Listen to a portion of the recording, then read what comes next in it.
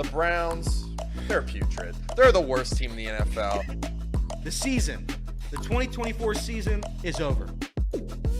Lamar Jackson can't win the playoffs. He'll win a third MVP, though, so that's great. Drew Sample is the most important piece of the Bengals offense next year. Go Joe Burrow. He deserves to be MVP. I wish he was the Browns quarterback.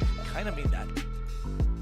If you're looking for the most reactionary, silly, and unserious show on the internet, then you're home.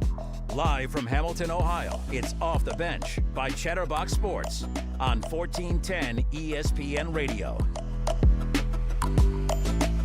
All right, everybody, welcome in Off the Bench, presented by United Dairy Farmers. Justin Kinner, Casey McAllister in the producer chair, Elliot Rearing, Jacob Tissett. Guys, I'm glad to be back in the studio. I'm not going to lie. So when I get in the car, usually the Jeep, like my phone right away will instantly, once it gets used to where I go every single morning, I had to actually type in this today. Now I only type it in. I know how to get here, but I always type it in just to show me how long it's going to take to get here in case there's some traffic or, But nonetheless, glad to be back in studio. There we go. That smells back. It is. It never left.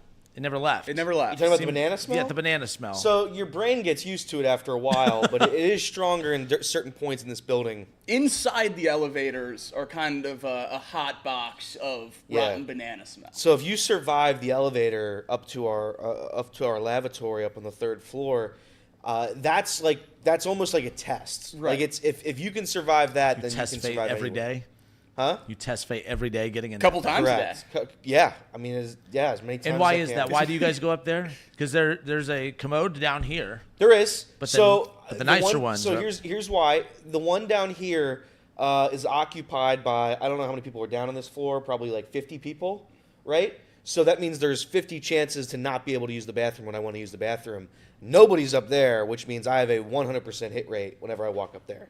So am I going to waste my time walking over there and just having to walk back up the elevator, or I just go straight up the elevator? And by waste your time, you mean do it more efficiently and get back to work. Correct. Of course. Right. Of course. I mean, At the risk of angering the people that own this building, but those elevators are scary as hell. They are also not just the smell, but you're also risking your life in those elevators. It went to open today, and it was like Jacob stuck. Oh yeah. So Jacob has told me that there's two elevators. The right elevator he will no longer use. Won't do it.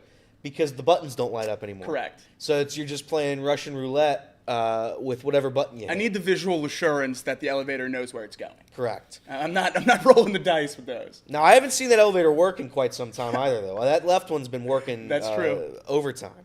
Well, the door today, when I first got on it, it dinged. It made the sound of it opening, but it wouldn't open. And then it finally peeled across. So I'm like, oh, this isn't good, But we're here. I was finally back in the building, and then I thought I was going to be late to the studio, even though 10:06 was our start time today. That's okay. 2 minutes earlier than yesterday, though. That's good stuff. Casey, good morning. How are we? Good morning. I keep forgetting the beard's gone? Yeah, the trim to the face from earlier in the week, yeah. Are you bringing it back? I see a little stubble. I see a little stub there. Yeah, I'm going to let it grow out again. I just sometimes things need to shake up. Some things need to go, and it needed to go, and now I'm going to start growing it out again. So fair enough. By the way, as a guy that's watching my team just completely fall apart, I know you being a FC Cincinnati fan, things getting any better on that front? I already know this answer, but figured I'd throw it out to you anyways. No. I saw Lucho's working out alone. Alone. Yeah. I mean, that I work out alone all the time. They've already agreed to like loan him out, or like the fees or whatever. They've already agreed to the money deal. It's just the deal between Lucho and the team, and they can't figure it out. And I'm just like, just send him off. Just let him go into the sunset. Let us just tank for a season. Well, we're not really going to tank because we have Denke, the striker. So hopefully we can actually be competitive. But it would have been nice to have him around. I'm just tired of it. I just want him to go. Denke, the striker. Yeah. I'm gonna get a Denke the striker jersey. But I wanted to say Denke the striker on the back, not just that was a given. Yeah. How else would I remember what position he plays? So when you said they're working on a deal to loan him out, imagine if, hey, can we borrow Joe Burrow this weekend? It's one of the crazier things in sports I don't understand. But listen, soccer's got it figured out overseas. It's kind of weird when you start bringing it to the American sport, but What's crazy is that some of the comments that I just recently read about why a lot of the players are so upset, it's all about money and they want more money. They have a rule in the MLS for cap space, just like the NFL does. But the MLS has shown time and time again that they can break those rules for certain players. So it's a really tough, sticky situation over there. That's the fun part about what seems to be the MLS. We saw with the Messi thing and everything. They just kind of do whatever they want if they want to do those things. No sort of uniform rules in the year-long sport, it seems. Yeah, sure. That's fun. Well, who would have thought that with all the Radio Row going on right now and Joe Burrow already making headlines like bright and early today, Trey Hendrickson making headlines all day yesterday, but we opened up with FC Cincinnati talk. Don't ever say. We opened up with Banana Elevator talk. Banana Elevator, we opened FC up with Cincinnati. Banana Elevator talk 3 days before the Super Bowl. Correct. I think we checked off all the wild All boxes. sports talk shows should. I don't think there's anything else to talk about, but just in case, let's see if Elliot has us covered. Is there anything else in the world of sports to talk about? Let's send it over to Elliot for Elliot's headlines. Score updates, breaking news, local and national headlines. Whatever's going on in the world of sports, Elliot has you covered. Off the Bench brings you Elliot's headlines.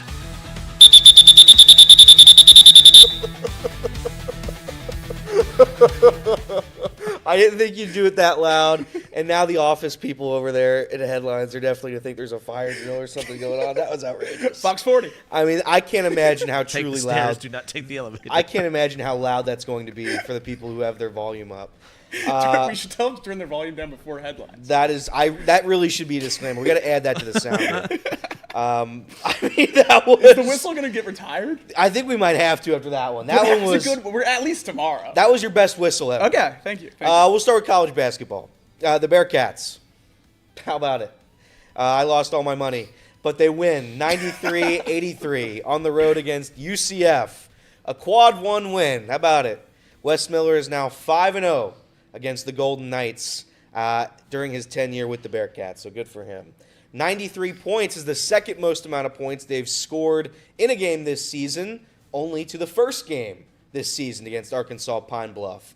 Day Thomas scored 20 points to lead all scorers. That is the first time a Bearcat has scored 20 points since their first game of the season against Arkansas Pine Bluff. Seems like hasn't been a lot of great basketball played since that first game of the season. No, 20 points. That's the first time a Bearcats had 20 points in months since November.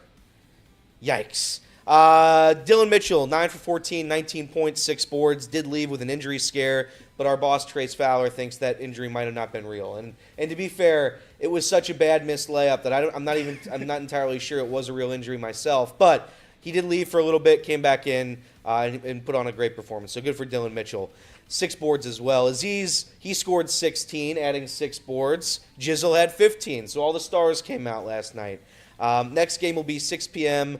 On Saturday against BYU. A couple interesting nuggets from the game. Bob Huggins came in and talked to the team before the game, got them fired up. They also played dodgeball, apparently, on Monday for practice. So it's a mix of we want to play effort, we want to show effort, we also want to have fun. We want to be effort, fun. A little party in the back, serious in the front. That's what it is with the Cincinnati Bearcats. So good for them. They get right back on track, I guess. The ESPN guy keeps doubling down, saying UC should be in. You're up like 80% now. If they win on Saturday, I'll debate don't show up for the tournament because the Bearcats want it. I think based on the way these projections are moving. Yeah. If they win Saturday, are they a tournament lock? Yeah, I think so. Based on what they said last night, so that's fine. I'll keep saying it. But yeah, good win for the Bearcats. Squad 1 on the road against UCF, on a team on the bubble. Helps the Xavier Musketeers out, certainly, as Xavier now projected in the tournament field. So good for them. Villanova, they go on the road to beat DePaul 59-49. Arkansas, they get another win. This time against Texas on the road, 78-70. Rutgers, they upset 23-ranked Illinois at home by 9. Creighton, they win by 11 on the road at Providence. You have 15th-ranked Missouri traveling to 4th-ranked Tennessee. Tennessee survives 85-81. And we were talking about this right before the show started. Cleveland State had a 13-game winning streak heading into last night. NKU, the Fighting Rick Roarings, they win 85-75 to end a 13-game winning streak by Cleveland State. So good for the Norsemen of NKU. Tournament team. That's fun. Probably not. NBA. Conference tournament team. That's right. NBA. Cavaliers, they win at the buzzer last night. Darius Garland, a logo 3 to win it, 118-115 over the Pistons. Love buzzer beaters. I absolutely love buzzer beaters. SGA dropped 50 for the second time in 4 games to give the Thunder a 31-point win over the Suns. Man, the Suns didn't work out, huh? They're just not very good. Yeah, it's a shame. It's a real shame. The Lakers, and this is where we get into some of the trades from yesterday. The Lakers, they are trading Dalton Knecht, Cam Reddish, and a 2031 unprotected first-round pick and a 2030 pick swap to the Charlotte Hornets for center Mark Williams. Seems like a lot to give up. Mark Williams is a beast, and they needed a center. I think that's a really good trade for the Lakers. I don't know if that's necessarily what they need from him right now. I think Dalton Knecht's a really exciting young player, but they need a center, and if they're going to try to compete this year, I think that's probably one of the best options they could have. So I don't think it's that bad. I do think it's interesting that Knecht and that 2031 first-rounder were what was supposed to be in the original offer to Luka, so they wouldn't have been able to get Mark Williams. So another great play by Rob Pelinka. Real quick on that, too. Also, Mark Williams is very young. Yeah. On top of that, too, like everyone, talk about this team in a position to win now.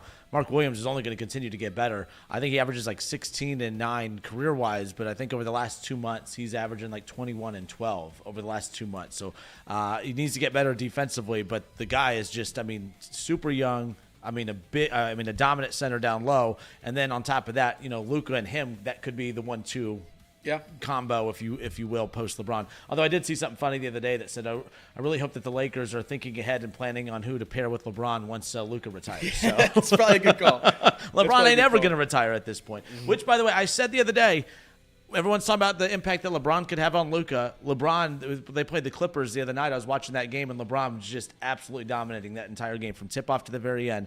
He doesn't want to be viewed as the guy that's not the best on his team. I think it's going to be the opposite. I think Luka's going to elevate LeBron just because that competitive drive of him. He doesn't want to be viewed as the guy that's not the number one player on his team. It's still going to be Luka, but if he's going to play like he's the number one player on the team, then that's fine too. I think the Lakers actually might be back in the title picture, but we'll talk more about that coming up in a moment. We hijacked Elliot's headline segment. Our apologies. Back to our guy Elliot. Blow the whistle again. Don't. No whistle. Sorry. The New Orleans Pelicans, they have traded Brandon Ingram to the Raptors for Bruce Brown Jr. Bruce Brown Jr. is still in the league. Good for him. Kelly Olynyk, 1 first-round pick and 1 second-round pick. So Brandon Ingram will uproot his life and go to Canada. Getting traded from Dallas to L.A. sucks. Oh, I got to move. Oh, yeah. $15 million house.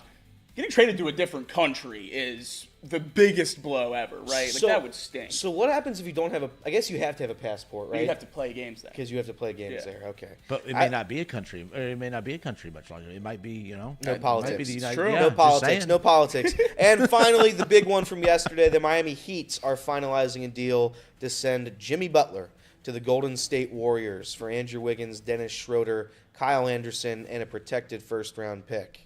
So the Warriors get another generational superstar to come over to Golden State. So that guy's never. That's the problem. I like Jimmy Butler, but he's never happy. If you look at every place he has been at, he leaves unhappy in some capacity. Like at a certain point, I'm pro player, but after 6 teams you've played, this is the 6th different team. 5 teams have just been handled your career so poorly. I don't know. I don't agree with that. That he didn't want to marry you long term. That's fine.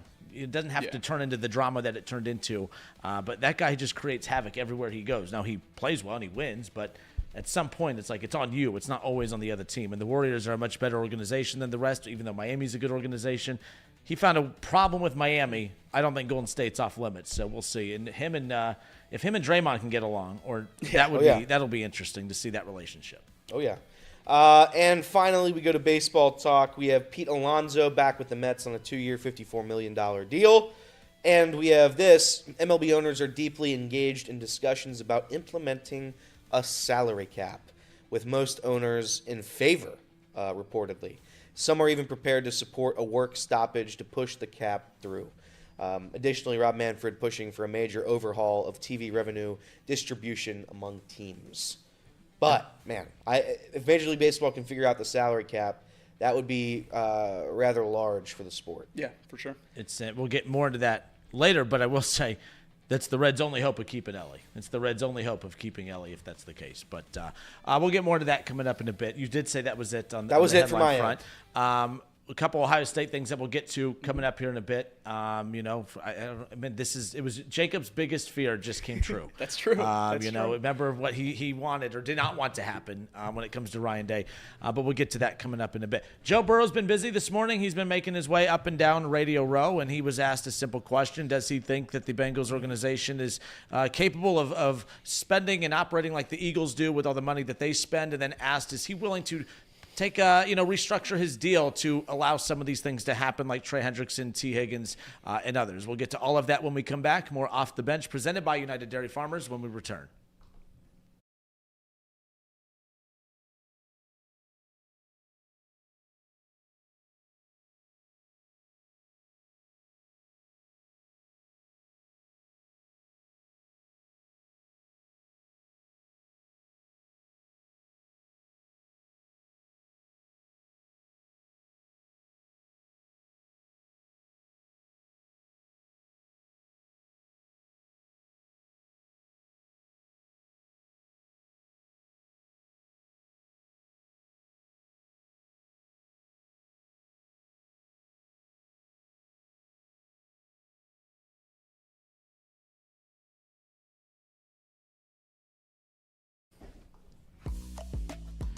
All right, and we are back off the bench, presented by United Dairy Farmers. Justin Kinner, Elliot Rearing, Jacob Tissett, Casey McAllister in the producer chair. All of us in studio today. I say that as if you guys are never in here. I'm rarely in here, but we're off and rolling today. Radio Row. For a week where obviously the Bengals had Super Bowl expectations coming into the season. Obviously, it was a season to forget. Don't even make the playoffs. It's wild. It's the week of the Super Bowl, but there's so much Bengals content that's floating around out there. You and Craig had to jump on the Chatterbox Bengals yesterday because of what I thought was going to be the number one talking point today, which you guys see in the topic bar at the bottom is Trey Hendrickson. Trey Hendrickson had a lot to say yesterday. Joe Burrow has said a lot this morning, but let's start with the Trey Hendrickson because I know you and Craig spent time there. Yeah. Just overall, I loved what he said yesterday. It was the most creative way of demanding a trade without demanding a trade, saying he wants to help the Bengals win a Super Bowl so bad, and he wants to help them win a Super Bowl. So you need to, give me my extension now, so that that's not a distraction, so that we could just focus on getting this team better and winning a Super Bowl. But if you can't extend me, I still want to help this team win a Super Bowl as soon as possible. I need you to trade me so that you can get pieces to help you win a Super Bowl, and I can help you do that by you trading me. I thought it was the most creative, passive-aggressive way of demanding a trade without demanding a trade, and he did it in a way that didn't make him look like he was bullying the Bengals into anything. I think he wants what we all want, which is just answers as far as how the Bengals are going to operate this offseason. But Trey Hendrickson, I thought, killed it yesterday on the Pat McAfee Show. I certainly thought it was a good appearance, and I think we talk about it with Joe Burrow a lot, how hesitant he is to go on media, and then obviously doing the tour right now. He's using this time to make his opinions known. Trey Hendrickson certainly falls into that same boat. We don't see him do podcasts or interviews, and then he's sitting in on Pat McAfee Show for 20 minutes yesterday talking about how much he needs a new contract and the guarantees and the long-term security that he would need to stay in Cincinnati. This isn't a fluke. This isn't a coincidence that these guys are just in the Super Bowl on Media Row. They're there to push a point, and they're there to make the Bengals front office hear what they want and hear what they need and make that known. Trey Hendrickson really hammering home first and foremost that this needs to get done quickly, whatever they're going to do, whether it's a trade or an extension. He needs his money before OTAs in camp. He doesn't want to be a distraction to the Bengals in any way, even saying that he wants to help the Bengals win a Super Bowl, whether he's here or not. Definitely the most creative way to ask for a trade I've ever heard. But he's basically saying, if you don't want to get out of your organizational norms of not giving big guarantees and long-term security to 30-plus-year-old players, then you have to move me somewhere where I can get that. So I think we've known that was where he stands for a long time. We've talked about that going into this offseason, but he's made that incredibly clear, and he's also made very clear what he needs to stay, and that's just not something the Bengals normally do. Hopefully they break out of that and can extend some of these guys, but the other part of yesterday outside of the contract stuff was the lack of communication. He said he heard about Duke Tobin's comments about not being able to pay a bunch of players at the top of their position from a text of a tweet from his dad.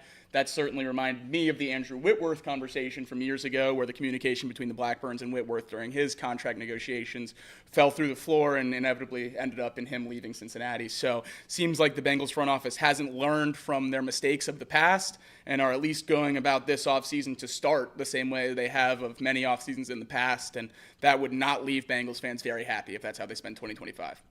Elliot, before you jump in there, I do want to say, The only criticism of that I had was, I think to bury the Bengals for that, I don't think they're doing anything that differently than what all teams do. I don't think a lot of teams are very transparent with that. I think players want teams to be transparent, but I don't think there's a lot of examples where teams are letting their, like, and if you want to talk about, like, if Joe Burrow says this, I think that would be more of a red flag than Trey Hendrickson saying it, I guess. Yeah. I didn't have a problem. I thought that was a little bit of an overreaction on his end, because keep in mind when Duke Tobin said that we can't pay, every player at the top of their position, their worth. Who's to say that that's about him? There's a lot of people that believe out there that Trey Hendrickson's the one that you can't let go over T. Higgins. I know you guys disagree with that, but there's a lot of, that could have been a comment about T. Higgins more than it was about Trey Hendrickson technically. I just thought that was a little bit of, when he said that, I thought the Bengals got beat up a lot yesterday, and you know me, big Bengals defender. I just didn't think that criticism was warranted, only because I don't think there's a lot of teams that do operate that way as far as full transparency with every star player on the roster. If Joe Burrow said that, I would be more inclined to agree with those who would criticize the front office, because I think of any player on that Bengals roster that deserves to be let in on the loop to some degree is Joe Burrow. I just don't know how many teams out there are fully transparent with all their star players. So that's the only pushback I had. I didn't think that was – I thought that was a weird overreaction slightly yesterday when it came to that take. I think after Joe Burrow, I'd put Trey Hendrickson. That's my issue with that is, in terms of this offseason specifically, people I talk to most is Trey Hendrickson. Just because of what he's done in Cincinnati, the consistency the last 2 years, franchise record in sacks both of the last 2 years, 17.5. I think with how last offseason went and how this offseason is trending towards going, he'd be one that I talk to pretty quickly if I was the Bengals. And it just circles me back to what we saw a couple days ago with Cooper Kupp, announcing the trade, that the Rams were going to work through a trade with him, announcing that himself. Obviously, communication there from the Rams, a very well-run organization in LA. But just seeing that, and then to see our star player go and say that he hasn't heard from the front office, juxtaposing those two, didn't make me feel very happy about the Bengals front office. Yeah, I similarly to what Jacob just said, and with regards to why Joe Burrow and Trey and everybody's at media row right now for the Super Bowl, everything they say is being watched and heard, and you have to be careful with what you say. When you have Duke Tobin spewing things off, right, you have to know that guys, especially like Trey Hendrickson, is going to hear about it, and then you have to maintain that that facade that at least you want to bring him back. Even if you don't, like, you have to at least pretend. You have to be careful. It's a political game you're playing, and clearly the Bengals are not very good at that aspect of it. And that's the frustrating part, because it feels like they haven't been good at that part in a very, very long time. So as we move on to, like, who are they going to sign, yada yada yada, it's going to be interesting to see if the Bengals front office is going to be able to navigate the side to make everybody happy. And you're not going to be able to make everybody happy, but at least you have to show that you're trying to make everybody happy. If I'm Duke Tobin, the second I utter those words, I call Trey Hendrickson. And I say, listen, this is what I just said. It's going to come out the way it's going to come out. I'm just giving you the heads up so you don't have to hear it from your dad via Twitter, stuff like that. It's just what you do. And that's more what I'm asking for than talking about it beforehand or whatever. When you do slip up and say something you shouldn't say at a Senior Bowl, probably, then call your star players. I mean, if you don't want to talk to them beforehand, that's one thing. I would prefer that you did, but that's fine if you don't want to go that route. Once you do say something like that, you got to make sure they don't find out about it from Twitter. Yeah, and I think Kinner's right too. I think there's a double-sided of it where I think a lot of franchises would do that, make this same exact mistake regarding this specific situation. Yeah. They say something, off the cuff on a quote to a reporter, gets blown out of proportion, and then the player hears about it. Like, that's not something that's crazy. I just think that if you do say it, especially right now when you're trying to navigate these waters heading to next season, you have to be careful. Yeah, especially in that regard too, because of the fact that they probably should have been more heads up in regards to being sensitive to the fact that, I mean, Trey Hendrickson is a player that did request a trade last offseason and put the team first and put the trade request behind him just to focus, to not be a distraction. He's not going, like, he did that. He sacrificed that, if you will, even though no one really was on Trey Hendrickson's side because he just agreed to that contract the year before. But he sacrificed, going after what he truly wanted because he didn't want to be a distraction because the team had Super Bowl expectations. Well, when the team didn't even make the playoffs, I think now it's one of those, and T. Higgins could be in the same boat, although obviously it sounds like he's wanting to do what he can to stay in Cincinnati. I'm not making those same sacrifices again. Like I sacrificed last year because I thought we had a chance to win a Super Bowl. Obviously, we have a lot of deficiencies. I showed up. I did my job. I need my money. And if not, I want to help this team by, let's work on a trade together. I don't want and that's the other thing too. Not all trade requests have to turn into this me versus you. Like we all want the same thing. If you can't afford to pay me or my age is why you don't want to keep me here long term, or you financially prioritize other key positions at this point, great. Let's both work together so that this does not become a distraction and it's a win for everybody. But there's going to constantly be discussions about this, not just – and, by the way, Mike, when Burrow, who we're about to get to this clip now, brings up Mike G. It took me a second. I was like, Mike G, Gesicki. He's part of that core group, it seems. Yes. That was my big takeaway, too, is we kept talking about, Joe Burrow, Jamar Chase, T. Higgins, and Trey Hendrickson, but Mike G, Gesicki, sounds like he's a part of that core as well. Let's take a look at Joe Burrow. So he was on with Craig Carton, and I forgot the name of the show. What was the name of the show this morning? Breakfast Ball, because I know they've changed the name of that show on Fox in the morning a few times. But Craig Carton and company, again, Breakfast Ball, the name of the show on FS1. Joe Burrow doing his media rounds today and was asked some interesting questions that I'm sure is going to have everyone talking, including us. Take a listen. Do you have the faith in the Brown family and the Bengals organization to do what Philly has done, San Francisco has done, and that spend and spend and spend so that they don't waste these prime years of a generational quarterback? Yeah, I do. We have the cap space to get it done. Right. And I know, I want to make it happen. Everybody involved, Trey, T, Jamar, Mike G, we all want to stay together. And so when you have guys that are motivated like that, I think, you can get those things done. So they said, hey, we need you to restructure. It's something you would consider. Not knowing what the numbers are, you'd be willing to at least have that type of conversation to keep the core guys together? Of course. Got it. Joe Burrow says, well, of course. I will say, I don't know, when you put an athlete in that particular situation. And by the way, restructuring, I think it was Spot Track or whatever that account is today. They said athletes aren't heroes for agreeing to have their contract restructured, because all a restructure is instead of having your salary just gradually paid throughout that year, you're just getting it all at one time. So poor Joe Burrow going to get $55 million all up front, or whatever the guarantee is, at least for. So I say that not as a shot at Joe Burrow. The bottom line is people ask these questions like, are you willing to restructure your deal? It's a lot of times, why wouldn't you? It would be silly to say no. I don't know of an athlete that has said no to having their contract restructured. You're basically saying, no, I don't want my $40 million all in one sum. I want it dispersed throughout the year. But a lot of interesting reactions to this already. Something you're bringing up too is like, and it got me a little because I haven't paid attention to that timeline. These questions are moving up the timeline in regards to the contract of Burrow. I think I'm falling for it, and a lot of people are falling for it. It goes to your point of why are we acting like this team can't afford anything? None of these contracts have truly hit the Cincinnati Bengals hard to the point to where we should be talking about a restructure. I'm willing to admit I've been of the mindset of, well, he's going to have to restructure if they're going to want to keep T and this, that, and the other. But we're not there yet, technically. This team, they haven't spent heavy dollars on any particular player. They haven't even paid Jamar yet. Trey Hendrickson, they have a steal of a deal right now from that deal 2 years ago that, of course, he realized, oh, crap, I'm financially very undervalued at this point, but you agreed to it, Trey. I'm very interested to see where they go from here, because now I am starting to see the frustration there. Everyone's moving the timeline up. None of these big contracts have truly hit the Bengals organization yet, and that's the scary thing. If they're not willing to make moves now, well, it hasn't hit them. What are they going to do when it does paralyze them when we get to that point? But your big takeaway from that hit with Craig Carton. I think the restructure conversation is one that Bengals fans have had a lot, and it's something that we know needs to happen at some point down the line, and that's not a surprise. I think Burrow knows it needs to happen too. You just can't have all these guys on standard contracts rolling all the way through. That's how the teams Craig Carton named there, the Niners, the Eagles, that's how they make that work. They restructure deals, they move money around, high signing bonuses, stuff along those lines to make those contracts not cripple them down the line when they all hit together. The Joe Burrow restructure conversation is happening about 2 or 3 years early, in my opinion.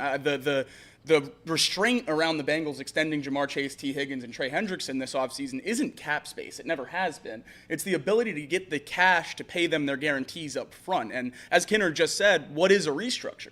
It's moving your money to the front of your contract. So you'd be giving more cash to Joe Burrow, adding to the $100+ million you're giving those three. The Bengals just don't have that. So a restructure of Joe Burrow this offseason would hurt their chances at extending the other three guys, not help them. But that restructure would have to come down the road to alleviate some cap. I thought, as you said, it was interesting that he threw Mike Gesicki in there. T. Higgins, Joe Burrow, Jamar Chase, all three in the last week have posted pictures of Gesicki in a Bengals uniform on their Instagram story. Don't know how much that means, but it's the offseason, so we pay attention to star players' social media. I obviously want him back. They think he's a crucial piece to this team. Casey and I have talked about it quite a bit. If we re-sign T. Higgins, I would love to have Mike Gesicki here. If we let T. Higgins walk, Mike Gesicki's a need. You absolutely have to bring him back at tight end to be your number 2 receiving option. I think I have more faith in him, absorbing some of those receptions and yards than I do in Andre Yoshivas or a Charlie Jones, certainly a Jermaine Burton. But I thought it was interesting that Joe threw him in that group. We've obviously talked about Jamar T. and Trey extensively, but Mike Gesicki, Joe obviously views as that tier 1 free agent as well. I wonder where the Bengals are, where the front office is, where the Blackburns, where Mike Brown is up top right now, because I think there has to be some sort of desperation. They have to know that you can't miss the playoffs 3 consecutive times with Joe Burrow as your quarterback. They have to be aware of that. I don't think they're dumb people.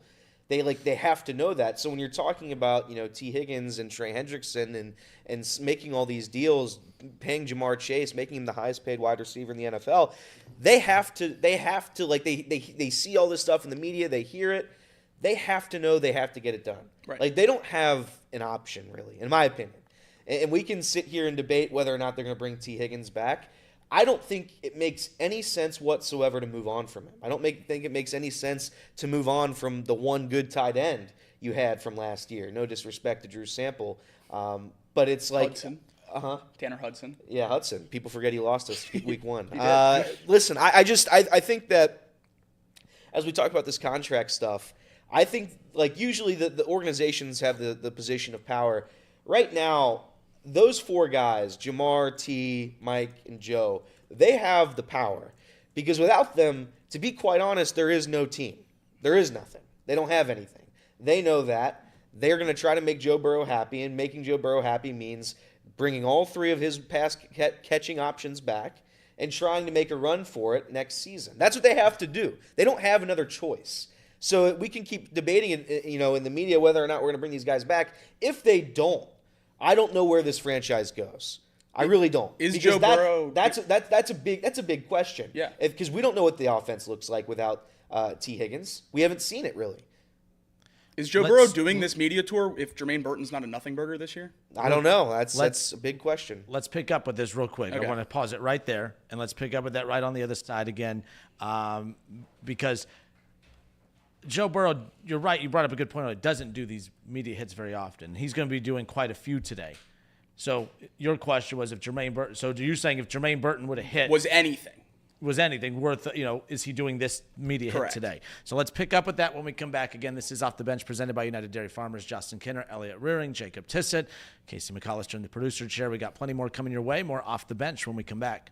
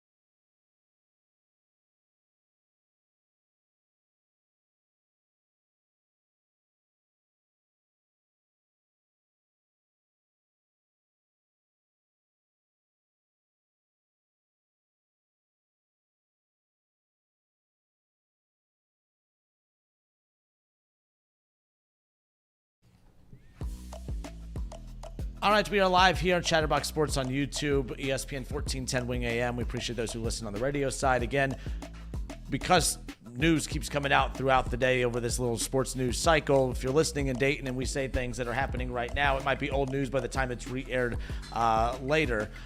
So keep that in mind. But we appreciate however you guys are listening and hanging out with us as far as that goes. But Justin Kinner, Elliot Rearing, Jacob Tissett, Casey McAllister holding it down, producing the show. And we're going to tag him in here shortly because I think, he gets a little passionate about the Cincinnati Bengals. That's right. A little bit more than us, right? But you brought up a good point. So Joe Burrow doesn't really do a whole lot of media hits. In fact, usually when we do hear Joe, like he did the pivot last year, they got a play, but he doesn't do a ton of these. But the fact that he started the morning on FS1 with Craig Carton in that show, I guess there's rumblings of him doing First Take coming up in a bit. Like, I know this is cool to see your star quarterback, but this could be bad for the Bengals. I think it's going to be a lot of they're not throwing the Bengals under the bus. They're just trying to build that public pressure to go up against Cincinnati. The problem is we've had Jay Morrison on in the past and others who just say the problem is Mike Brown.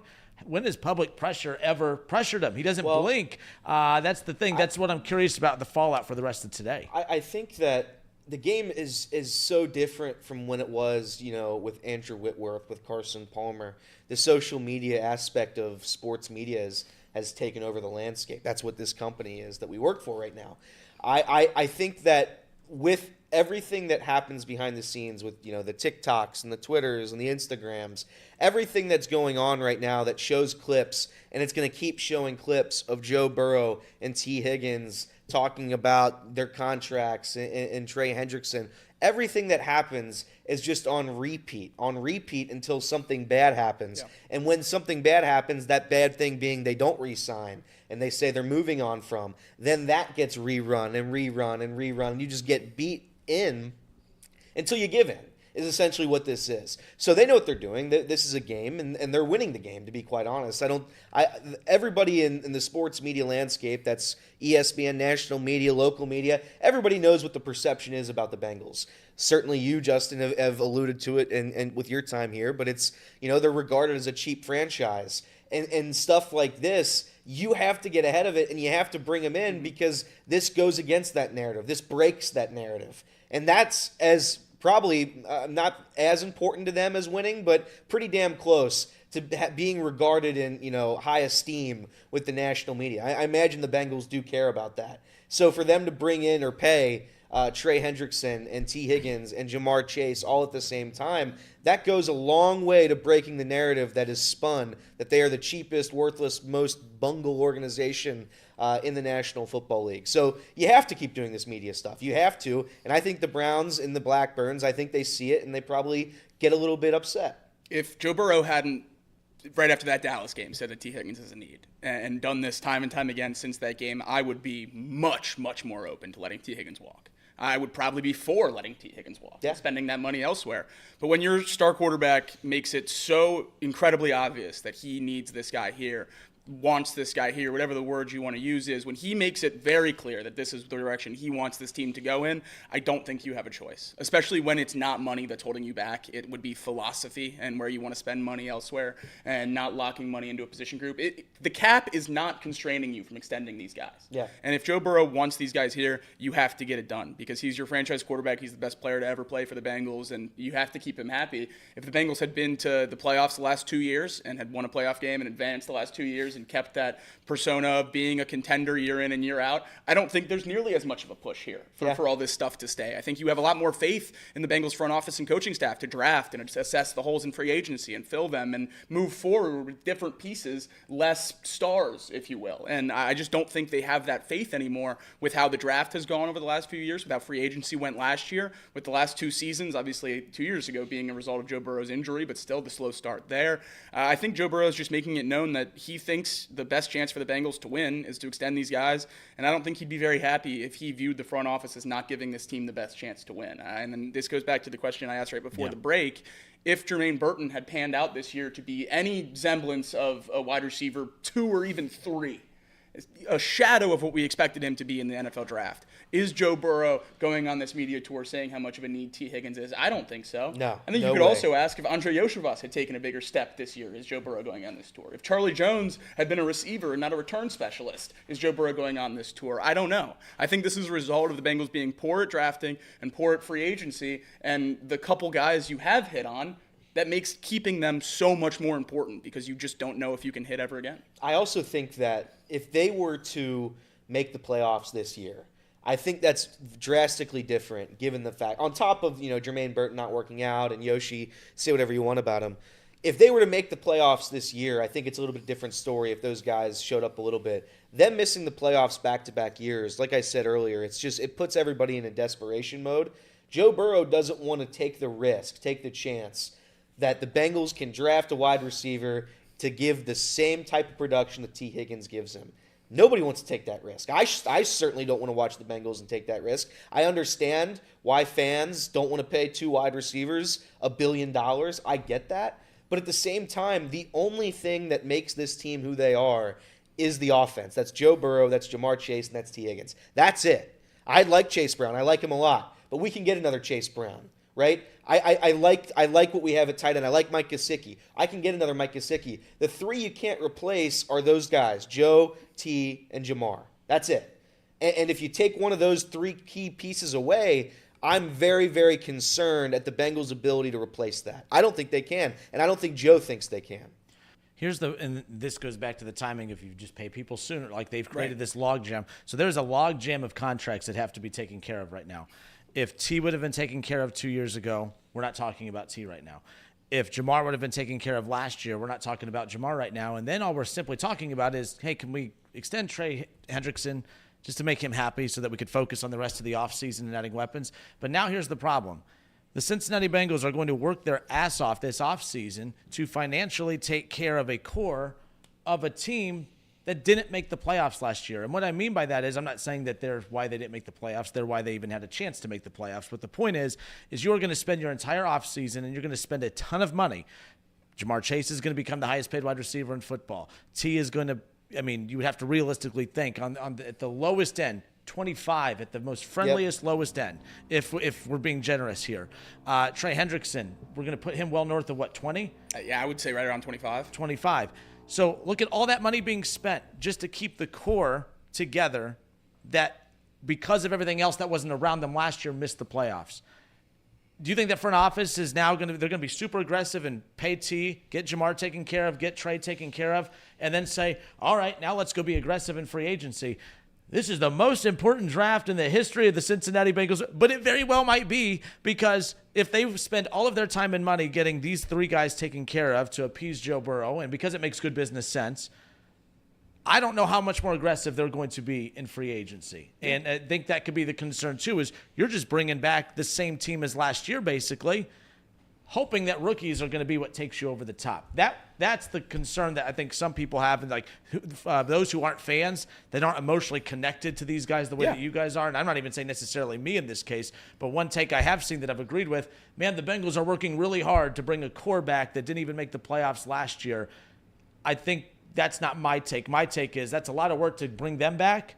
How much more are they going to be willing to add to pieces around him? That's the concern I have. Absolutely. I think that's a reasonable concern, and that's the part of this conversation their fault, I absolutely respect. Yeah, and it is the Bengals' fault. But I'm done with talking about it being the Bengals' fault, not doing it 2 years ago, because that's time's passed, and we're in this offseason, and you have to get it done now. So all that stuff that happened, the last 2 years, it doesn't matter. It doesn't matter. Would it have been nice to have those contracts done? Absolutely. But now you're here, and this is the reality you're living in.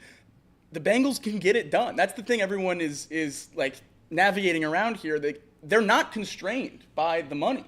They're constrained by not having the cash for Mike Brown, and there's not another stadium you can sell naming rights to. So I don't know what direction they're going to go to keep these guys. My worry, and it's what Elliot just said, you're mentioning that there's other holes to fill around T. Higgins, Jamar, and Trey Hendrickson, and you'd have to do that primarily with the draft. If you let Trey Hendrickson walk and T. Higgins walk, then you also have to get a second edge, because we think you already need one to replace Sam Hubbard. Maybe that's Myles Murphy. I'm not all the way in on that boat, so you probably need an edge anyway. If you let Trey walk, that's 2 edges. You need a wide receiver if you let T walk. I just think you're asking the Bengals to then hit on 8 guys this offseason instead of 3, and I don't necessarily know that they're going to go sign blue-chip players like a Trey or a T if they let those guys walk, so you're taking an even bigger risk to fill a bigger role. I just would like to take as much off the Bengals front office plate as possible and get the guys we know are good. Well, that was the other thing, too. If you let T go, now you have to rely on them to fill that exactly void. I remember saying when I was getting into Bengals fans got mad at me last year because we're better because we got Sheldon Rankins. And I'm like, you're not, though, because the whole purpose of getting Sheldon Rankins, what you wanted out of Sheldon Rankins is what you were getting out of DJ Reader. You didn't get better with Sheldon. Obviously, you didn't get better with Sheldon Rankins. But going back to a year ago around this time, obviously in the offseason, I didn't agree with anyone that they got better with Sheldon Rankins just because you replaced DJ Reader with a DJ Reader quality player. You just wanted to get younger at that position as far as that goes. So that would be the same thing. Man, you lose T, but hey, we get Cooper Kupp. You didn't get better. You replaced T with another dominant wide receiver, if you will. So it's like, to me, that's why I'm more focused on, I don't care about the Trey Hendrickson deal. I don't care about the T. Higgins, Jamar Chase deal. I mean, you have to care about it. What I care about is, what are they going to do in free agency to add on top of it? And that's basically recapping what we just said here. Yeah, I mean, they haven't been great at spending on free agents either. I mean, I mentioned it, I don't know how many weeks ago, but, like Geno Stone, Sheldon Rankins, you go through all these names, and it's just like they haven't hit on a ton of them. So that's a part of it too. It's you have to trust the organization to do their job. You have to trust them to go out, find talent, to scout. You have to understand the game. And I don't know if the Bengals right now are in a position to have all the weight, as Jacob just said, on their shoulders in regards to finding and replacing all these star talent. So they're in a tough spot. I would argue that the sooner you get all this stuff done, the sooner you can focus on, all right, what do we need this draft?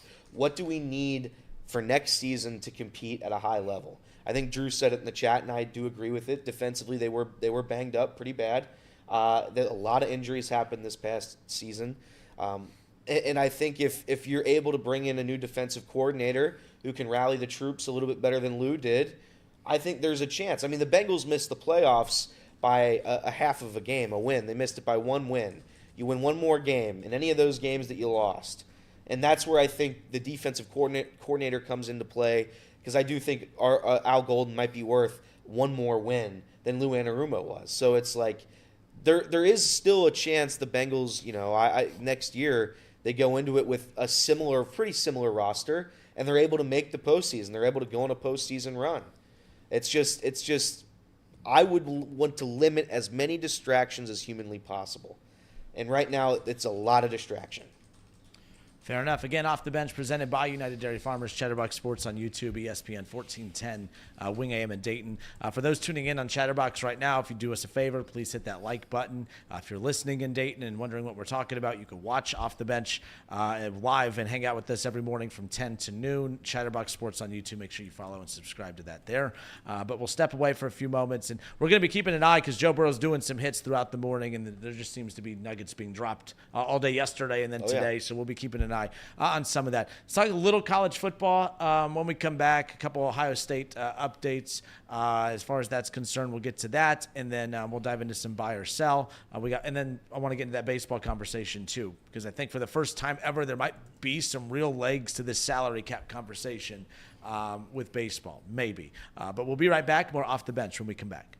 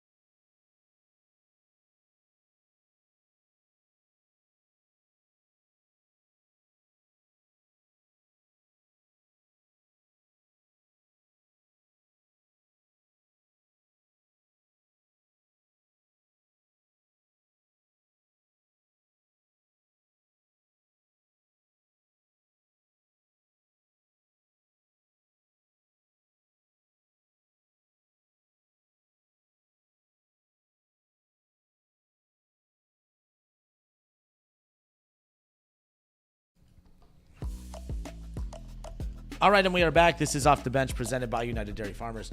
One thing to touch on, too, real quick. I know we said college, Ohio State. I want to go back to this Bengals thing because Casey has something that brought up during the break that I thought was interesting. I do think when Craig Carton asked Burrow at the beginning of that clip, do you have confidence that the Bengals could spend like the 49ers and like the Eagles and those teams? I don't know how. I mean, there's the term cash rich plays a huge role in, we talk about, by the way, when we talk baseball coming up in salary cap, how everyone's going to operate under, in a fair bubble. Even the NFL with the salary cap, there's been ownership groups that have found ways to create advantages that others can't. The Bengals being one of those that have the disadvantage. The reason that it's not as simple as, and by the way, it sounds easy, roll over, roll over the contract. Yeah. To roll over contracts, you have to have money in escrow. All the talking points that existed when it came to Joe Burrow's contract of what led to the naming rights, and I'm not bearing the Bengals here. These are just realistic things to consider.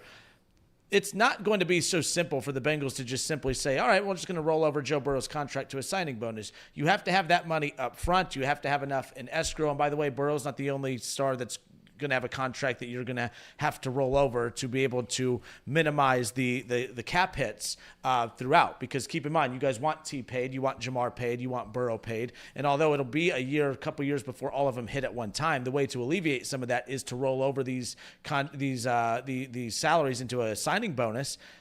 The Bengals may not be able to do that. Like the Eagles, the only reason they're here is because they can do that. Yeah. I'm going to crap all over the Browns coming up here in a little bit, but to the Browns' credit, the one reason I do like having the Haslams as an owner is because of the fact that they are cash rich, which means everyone that kept saying cap hell's coming for Cleveland, no doubt about it. But the only reason it has not impacted them from a cap perspective for years is because they just roll over Deshaun's contract. Right. They roll over Myles Garrett, Nick Chubb, Denzel Ward, who when they gave him his contract extension was the highest paid corner in football. They kept dishing out all this. Everyone's like, where are the Browns getting all this money? It's because they have a cash-rich owner that, all right, we'll just roll this contract up to a signing bonus, and that $30 million that we just rolled up is now available, so we'll put it over here on Denzel Ward. Oh, man, now we need to go get, is it Darius Smith or whoever? How can they afford him? Well, we'll just roll over Nick Chubb's contract, and we'll take that $10 million, and we'll go slap it over here. But you have to have that money up front to do that. The Eagles have that. The Niners have that. Teams have it. It's just a matter of how much do you have and how many players can you do that with? We're sitting here, how are the Bengals struggling to pay everybody right now? I'm not confident that the Bengals would be able to roll over Burrow's contract, roll over Jamar Chase's contract, roll over T's contract, Trey Hendrickson, rob Peter to pay Paul. That's basically the name of the game when it comes to these rollover contracts. I don't know if the Bengals have the resources to do that. Yeah, I don't necessarily have a ton of optimism that they would. I think the cash has always been the thing holding the Bengals back, and I don't believe that they are willing to do that necessarily. Not even to I don't know that they're willing to roll that money over, not even just if they're able to. So that's the biggest piece of it is, are they willing to move all that money up front, even if they do have the cash? That's something they've never done before, never restructured a contract in Bengals history. So we'll see what happens in terms of that. But to your point, we're way ahead of schedule. Yeah. Because that's not with this offseason, it's not going to come down to that. But I will say, for those that say they have all this money to spend, I think what they are worried about is those we could say it's ahead of schedule, us, as far as reacting to that. But maybe it isn't. Because if the Bengals doubt that they can roll these contracts over in the future, maybe that's why they're so terrified of mounting these major contracts and stacking them on top of one another. Because, hey, it's making a decision now to pay these guys, but the decision now impacts us years from now. As fans, we don't think years from now. We think right there, then and now. Hey, I don't care about two years from now. I care about, right now. That could be what's kind of, holding them back on that as well. But Casey, you pulled up something earlier, and if we're having issues with that computer and you're attending to that. No, we're good. Okay. But you brought up a point during the break that kind of led us down this rabbit hole of this conversation. Yeah, because they recently, as of August of last year, the Forbes 400 list, Mike Brown did place on it 338, around there. And I was curious about how many other NFL owners were on the Forbes 400 list. And just from this list here, there's not very many on here, but it puts the Bengals in that range of like top 20 in terms of how much they actually own compared to the rest of the NFL ownership. And that to me just is like, it's $3.9 billion. the amount of money we're talking about is chump change in terms of like what that means for the Brown family to spend to like roll over this money, to have the cash up front. Like I'm sure they could probably liquidate whatever sort of assets they needed to get it done if they truly wanted to. And that's where I'm just like, they don't even need to do that sort of mold. They could still do the same, put the money across the 4 years evenly, or put it up front, however they want to do it, and get it done. There's enough cap space to make that work. And it just doesn't make sense to me why this would be an issue. I know they haven't straight up said it's going to be an issue yet. I mean, they kind of alluded to the fact that they don't want to pay multiple positions top dollar.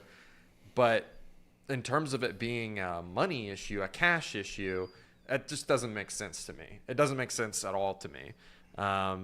If they really wanted to get it done, I'm sure they could find ways to get it done. It's not that hard for a 4 whatever billionaire to get that sort of money in their cash flow. That number is currently higher than what the Bengals are valued at, by the way. I'm just saying with the Mike Brown family. Right, which I don't know how that would be possible. The Bengals are only valued at $3 billion. How they would be $4 billion. So yeah, I don't know what that number is necessarily coming from. I remember when that article came out. Yeah. I think we all reacted. We did. Yeah, to we it, talked about it on here. Yeah. And it was kind of strange. But you brought up a good point.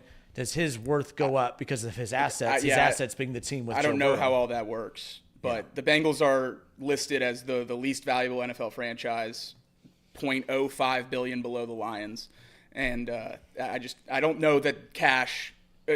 Not worrying about cash, I don't think that's where Bengals fans should be. I think that's the number one concern about this offseason. Fair enough.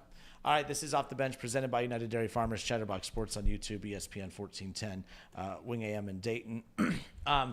Real quick, while we're here, I want to while we're on the NFL before we move on.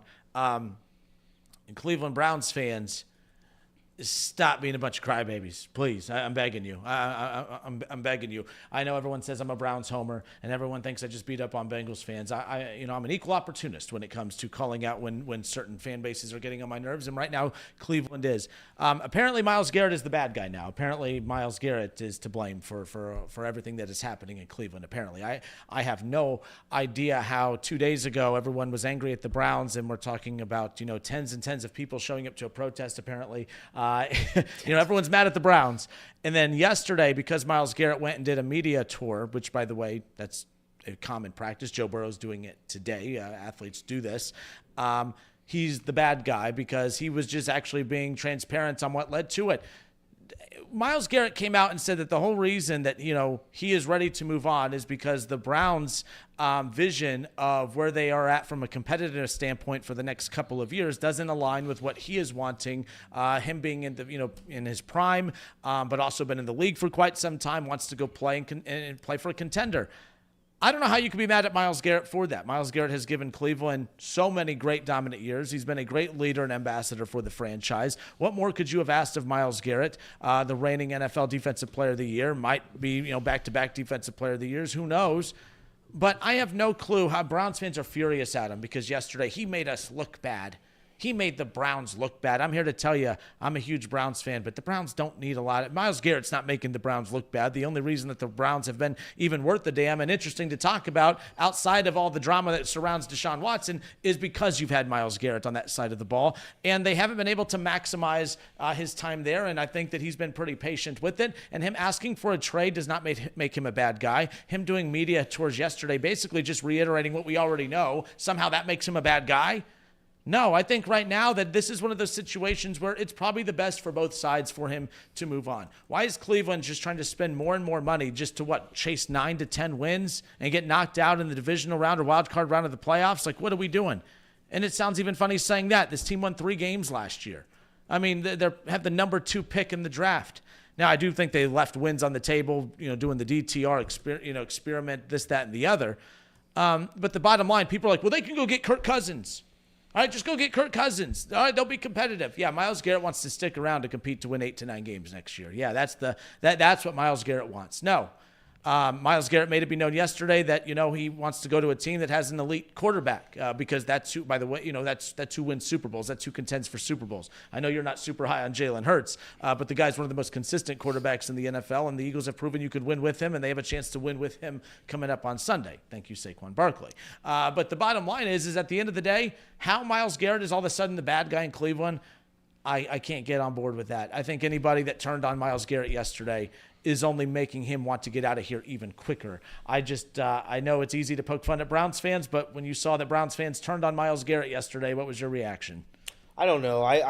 Because I think the Browns fans are in such a terrible place year after year that I think their brains, unfortunately, this is no disrespect, I just think it's tough to have any sort of happiness regarding anything. It hasn't worked. It doesn't work, and until they see success, it's going to be difficult for Browns fans to believe in any sort of anything. They can't believe in their own players. They can't believe in their team. They can't believe in the front office. They can't believe in anything. They just sit there and unfortunately watch year after year without wins. And that's a tough place to be if I were a fan. I couldn't do it. So if I have to start turning on players, I'll start turning on everybody. It would break me down into nothing. I mean, Garrett has earned everything. If he wants to get out of there, he can get out of there. Just makes me think about how big my protest is going to be at Paycor if the Bengals don't extend these guys. I mean, we're tripling that sucker. If they let these guys walk, I'll be picketing outside Paycor. And again, much different. Your team not willing to pay them. Yeah. The Browns they're wanting to pay. They'll pay him whatever he wants. You name the price. And yeah, so it is, but I just thought that was wild yesterday. I wish him luck. I wish the Browns luck. I'm hoping next year's the year. But in all honesty, did he do anything wrong yesterday? Of course he didn't do anything wrong. What do you want the guy to do? They don't win games. They made the worst move in the history of professional sports, and they don't win games now. They have no future. So it's I would certainly not want to play there, and this is no disrespect. It's just if teams don't win, I don't want to play there. It's just the fact of the matter. I understand that you're under contract. I understand that you should want to honor that. But at the end of the day, I mean, you can't possibly be mad at any Cleveland Brown player who sees what has happened over the past 3 years and they say, all right, this is a place where they look like they know what they're doing. No disrespect whatsoever. I'm not trying to get in a fight. It's just they don't – I mean, it hasn't worked. It's objectively not worked over the past 3 years. They made the wrong decision, and it's cost them 3 seasons, and it's probably going to cost them another 2 until they figure out a way to rebuild it back, which is fine. They're going to do that. Every NFL team will do that, thanks to the NFL draft. But it is one of those things where I'll compare it to the Cincinnati Reds. The Cincinnati Reds. I'm a very big Reds fan. It's now again drastically different sports. But I protested. I was angry. I'm upset. I'm constantly disappointed in my team. If any single one of my players doesn't want to re-sign with Cincinnati, if any single one of our players wants to request a trade, I know that doesn't really happen in Major League Baseball, but if they wanted to, I certainly wouldn't get mad. I just because that's their. I mean, they want to win games. If you want to win, not Joey Votto though. Well, yeah, he too busy on TikToks. But you can't be mad at a 30-year-old defensive star wanting to win games. You can't be mad at that ever. Also, and this is another one of those situations, and Cleveland does not deserve the benefit of the doubt, but them saying, hey, we made a mistake. The only way to dig ourselves out of this is to draft a rookie quarterback and let's build around that individual and all this. And the Browns aren't wrong for wanting, if that's the plan. And they're not wrong for wanting to go in that direction either. And it's not wrong of him to say, yeah, I don't really want to start over again with another rookie quarterback and go through all that again. So get me out of here. But yeah, I still stand by the fact that trading him is the best move for that organization. Yeah, you're not going to win games with him. Not if you can't get value.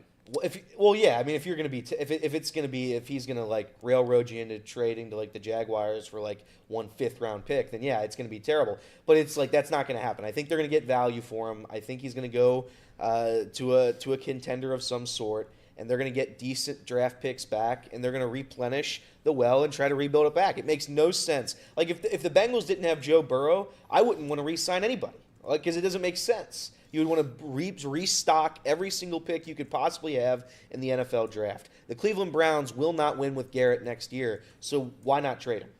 Well, that's the thing. I think they could win next year with him. Oh, come on. Again, when I say win, what do you think I mean by win, though? I mean, when I say win, I mean compete for the playoffs. They are not going to compete for the playoffs. If you're a team that can win 9 to 10 games, I think you can compete for the. Do you think they can win 9 games? Hear me out. I do. The Browns? Yeah. I mean, it depends on who they get. Quarterback. Correct. If you but that's the whole thing. Like, if you're drafting a quarterback, then I guess it changes things a little bit. But it's if I were the Cleveland Browns, I trade this guy away. I get as many draft picks as I can for him, and I just replenish everything. So they're, because of this pickle that they are in, their fault. It's one of those where you can go get Kirk Cousins for a penny, and it's relying on Kirk Cousins to return to what he was 2 years ago before the ACL injury, of course, or Achilles. Was it Achilles or ACL, whatever it was? That's, you get him, you draft a rookie quarterback, boom. The defense is still very good. You add a piece there, or you take Abdul Carter with that number 2 pick, and then whatever. Here's why I could see the Browns dragging their feet on the Myles Garrett train is mainly because of the fact that there's a $36 million cap hit if they trade him, and you can't restructure. Again, if they keep him, they can restructure that deal. That's $30 million, just like they do every year with these contracts. Not only would that be, they would have to then trade Denzel Ward, if Garrett goes, Denzel Ward's going to want out, and then Conklin and those guys have to figure that out. You move on from all those pieces, that's all dead cap. Now you have nothing to spend, and now you're, again, their fault, but that's the situation that they find themselves in. They could look at this and say, well, if Myles Garrett doesn't want to play next year, him not playing for the Browns next year and playing for somebody else costs us a lot of money. If he doesn't want to play here next year, fine, just don't play next year. But you on the roster, we're still going to restructure that deal, and that gives us that financial flexibility to make moves if they feel like they could still go contend. They will get laughed at. I completely get it. Your reaction, very warranted. Not going to argue with it. But that's the situation that they find themselves in. Yep. They would actually be hurting themselves trading Garrett more. Big picture, it would help them. Short term, it would actually devastate them because Denzel Ward made it be known yesterday, too. He would have to rethink his spot with the Browns. And that was the question I asked as soon as Garrett's trade request hit, is how many of these guys on that Browns defense are going to come. Njoku could be next. And the JOK storyline about him not even potentially playing football next year, I don't know how that ripples through this defense as well with his neck injury. So I think that this could be an even bigger offseason for the Browns than we ever saw coming. We talked about this Myles Garrett potential trade request for a while. Towards the end of the season, he made it known that this could have been somewhere he went with this offseason. But with everyone else talking where they're talking and everything else coming out around Cleveland, I think this could be a pretty interesting team to follow this offseason. Fair enough. All right, this is Off the Bench presented by United Dairy Farmers. Chatterbox Sports on YouTube, ESPN 1410 Wing AM in Dayton. A little buy or sell, plus Ohio State football talk when we come back.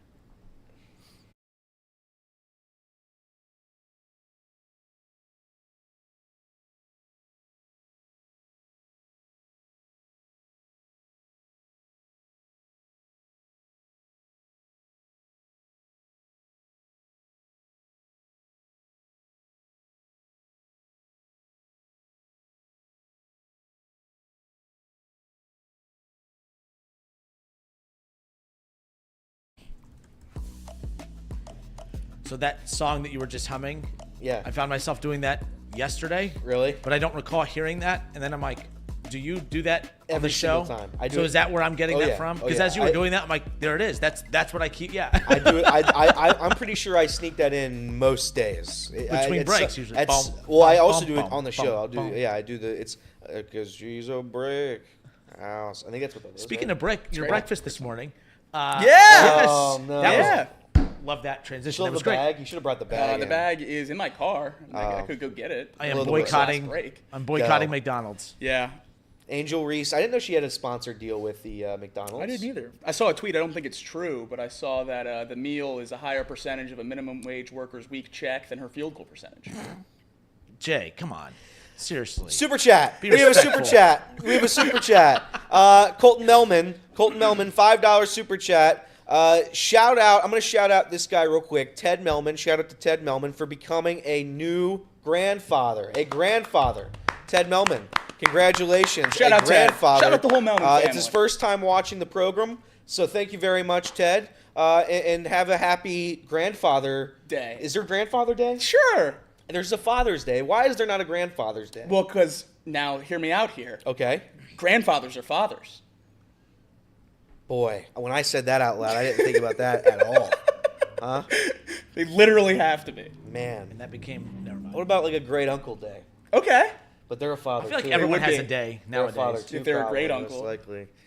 All right, I messed that one up. That's all right. We live and we learn, baby. That's all right. That's all right. Why is there not a grandfather's day? It's going to go down in history. I do think there's a grandparents' day. Though. Didn't even There's a think day about for it. There is. There definitely is a there's- grandparents' There's a day. day for everything, it seems. Yeah, but that's not what I wanted. I wanted a grandfather's day, and Fair enough. they just fit into the Father's Day. So Call your local congressman and fine. let's get this ball rolling. that's fine. If you can find a way to be a grandfather without being a father, What let if me you know. married in? What if you married in? You married into the family. You'd be a stepfather then. In order to be a grandfather. So we need a step grandfather day. Okay. Okay. We need a step grandfather day is what we need. There you go. Off the bench presented. Happy birthday to my grandpa, by the way. It's my grandpa. I think I got two grandpa's birthdays. forgot? Shout out to Larry and Mick. Larry and Mick, if you're watching out there, Oh, I happy love birthday, it. gentlemen. Well, to be fair, it's just their birthdays. It's not like it's grandpa's Yeah. day. You know, if it's grandfather's day, that's True. the real important day, not their True. birthdays. Like, Mick and Larry. But- Let's go. very cool. Off the bench, presented by United Dairy Farmers, Chatterbox Sports on YouTube, ESPN 1410 Wing Aim and Dade. Let's do a little buy or sell. Sure. And Casey, we'll go right to this first one just to kind of pick up with where we left off so we can move on from this particular conversation. But buy or sell Myles Garrett being a Cleveland Brown in 2025. We had Jason Fitz on earlier in the week, and, well, he had a very simple yet quick hot take about this particular situation. Buy or sell Myles Garrett being a Brown in 2025. Here's what our guy Jason Fitz had to say earlier this week on the show. So you're saying Cleveland, not that you think that they shouldn't, but you feel like they won't actually pull the trigger on this, that he will be a Brown. I think Myles Garrett will be a Cleveland Brown next season. I don't think there's any way possible that Myles Garrett is not a Cleveland Brown. Love it. Clip it. That's a good soundbite. I appreciate that. There you go. You're Hey, welcome. Jason, you the man. We appreciate you as always. All right, that was Jason Fitz earlier in the week. I was surprised that he was just so cut and dry with it. Buy or sell Myles Garrett being a Cleveland Brown in 2025. I'm gonna buy it. Technically, he is a Brown, and Right, technically yeah. it is 2025, but continue. In the season, yeah, I am gonna buy it because I think the Haslams are gonna have a minimum of a 2 first-round pick asking price, maybe even more. 2 first-round picks plus has been reported by some outlets, and I would be floored if there's a team willing to pay that. The only team that would maybe give that as a trade would be the Commanders because they have the rookie quarterback contract. Yep. You could justify if you think those are going to be low first-round picks, maybe moving 2 of them for Myles Garrett. I still don't think you'd get 2+ from a team like that. And if that's a hard asking price, I think Myles Garrett will be a Brown. I'm just not optimistic in the Haslams and the rest of the Browns organization moving on that asking price, which I think they would have to move Myles Garrett. Yeah, I'm going to sell it. I'm going to sell it. I don't think he will be a Brown. I think a guy that openly doesn't want to play for your franchise probably shouldn't be playing for your franchise next season, especially given all the bad PR that they've had over the past several years.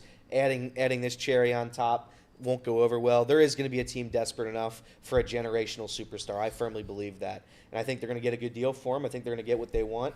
And I think it's going to be a peaceful moving on between both sides. So I don't think this is a issue where the Browns are like, man, I just don't think there's an offer out there that's going to be good enough. I think there's going to be plenty of offers that are probably good enough. A lot of people range on it's silly to even think that they can get 2 first-rounders for him.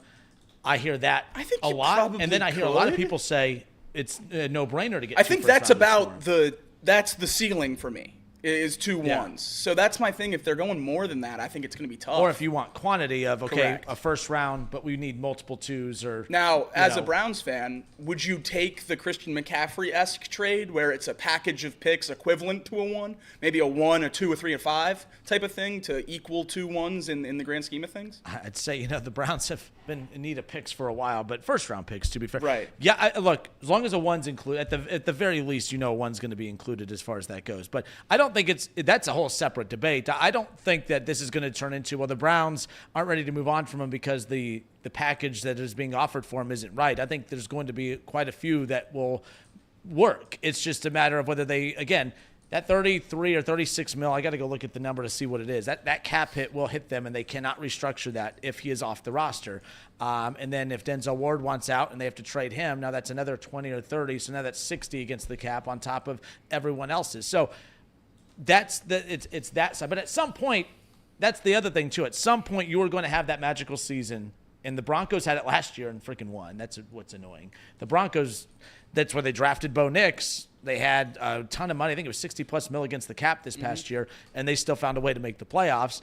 But and that's the deal too. You got to bite that bullet. If you're Cleveland, at some point you have to bite that bullet, and you might as well do it while your back's against the wall with the Deshaun contract. You might as well bite the bullet and do it. I just don't see them doing that.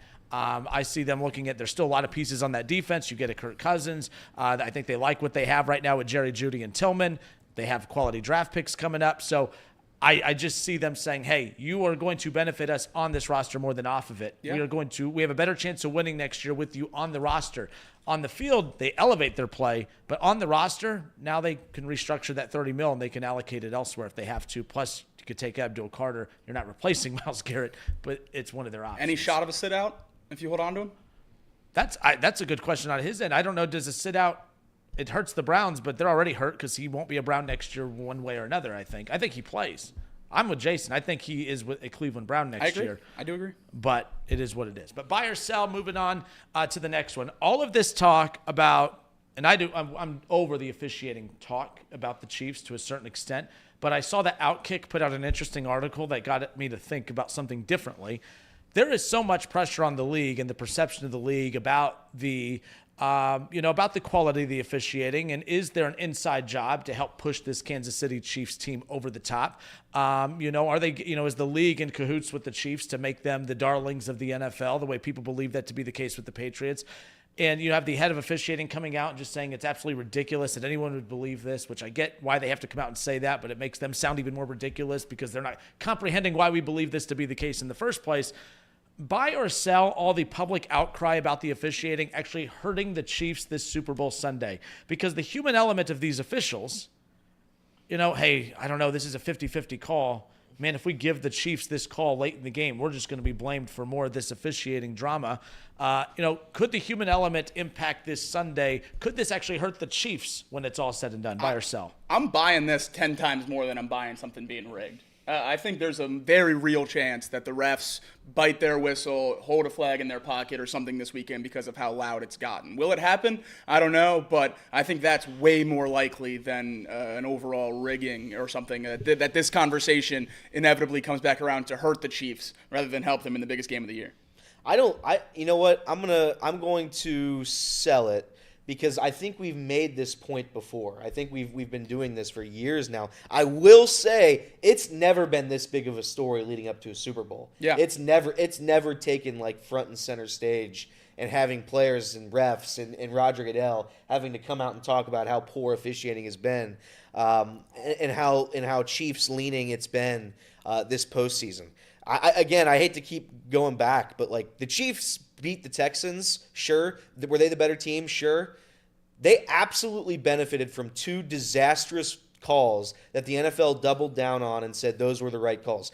The NFL officiating is terrible. And the fact that Roger Goodell and everybody keeps defending it, it's a joke. Do I think it's rigged? No, probably not. But you can't say those calls don't matter. Those calls won them that game against the Texans.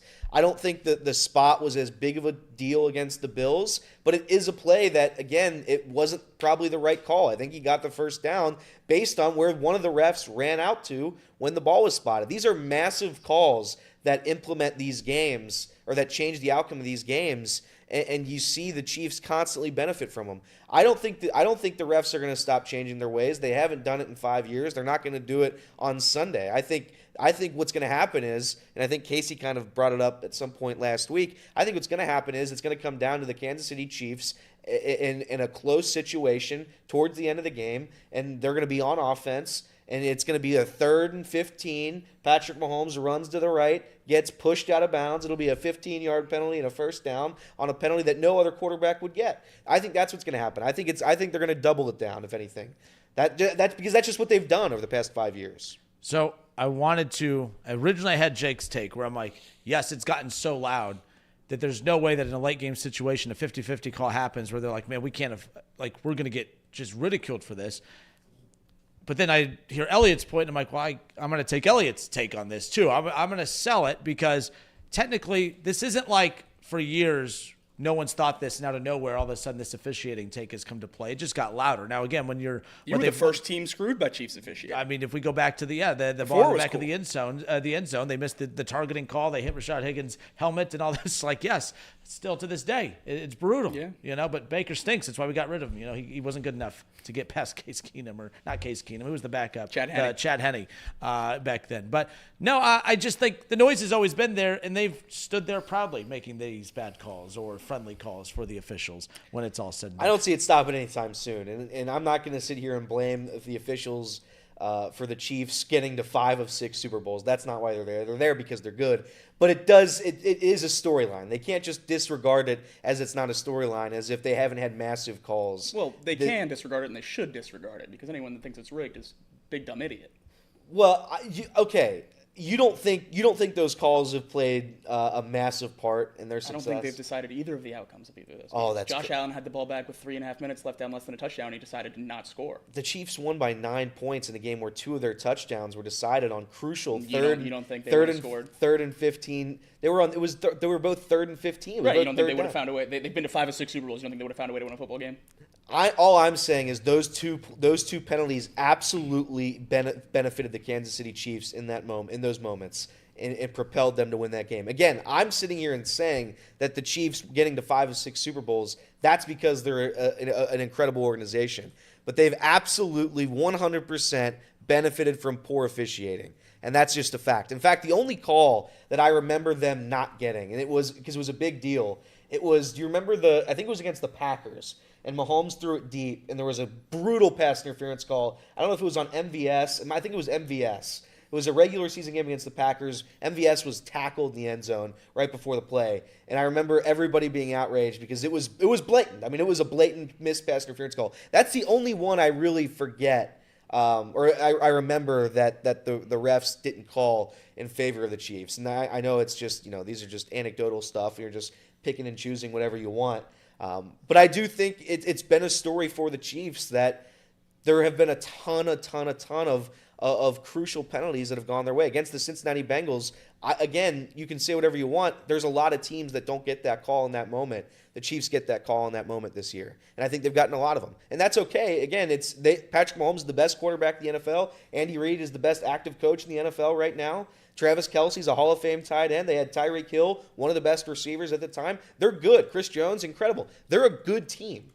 But they've absolutely been on the recipient of some pretty favorable football calls. And this is where the mental gymnastics that these officials are going to have to go through late in the game, because they're going to keep talking themselves into, well, if we give them that call, we're going to be blamed for this. But we need to prove that we're actually not going to bow down to that. We need to make this call because it's the right call. But then we don't want to cave to them because it's just going to be this mental tug of war at the end of the day. But nonetheless, all right, continuing on, buy or sell, again, off the bench, presented by United Dairy Farmers. The Bearcats, they put 90 up last night. They get a big win. And for whatever reason, a lot of the metrics just keep pointing at Cincinnati and saying that, they have a very high probability rate of getting an at-large bid for the NCAA tournament. Do you believe that to be the case? Buy or sell the Bearcats at-large bid to the NCAA tournament? Absolutely not. I mean, absolutely not. I don't know who the guy is that's projecting that. Neil Payne. I don't know where he's getting his information from. I don't understand how his little computer works.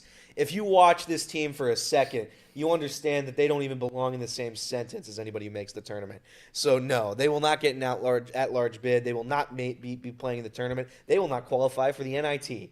They're a bad team, and unfortunately, for the rest of this year, we're going to have to sit here and watch it as we pretend like there's hope after beating UCF on the road.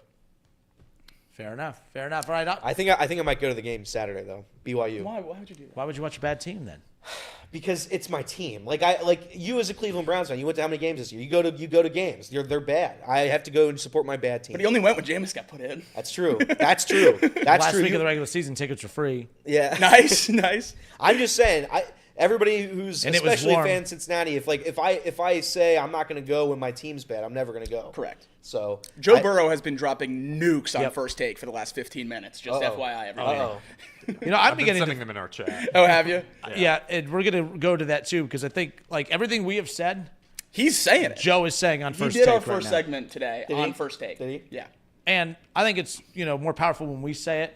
I think so. Whatever, we can give him a little attention. Who do you think Mike Brown values the opinion of more? Me, Elliott, and Kinner, or Joe Burrow? I think Probably pretty close. Same. I think if Joe Burrow felt that to be the case, he wouldn't have to be going and screaming and pleading. True. I do find this. I think it's a little alarming what Joe Burrow's doing. They probably didn't sell all the TVs they had for sale, so a couple of the leftover ones probably have Off the Bench on it in the morning. So you think it's alarming? I think it's alarming what Joe Burrow's doing. Pretty alarming. I mean, I haven't been able to see any of it. So we're gonna transition to this coming up. The reason I think it's alarming is because, like, I think if the roles are reversed, like, how many other quarterbacks are going and doing this, pleading with their front office? Like, Myles Garrett's doing this now because he's pleading to get out of Cleveland, and that's not what Joe Burrow's doing. But, like, Joe Burrow, who doesn't do media hits, is all of a sudden just going on every show he can and pleading with the front office, it seems. There's a lot of needs in what he is talking about. We're going to get to that when we come back. More Off the Bench, presented by United Dairy Farmers, next.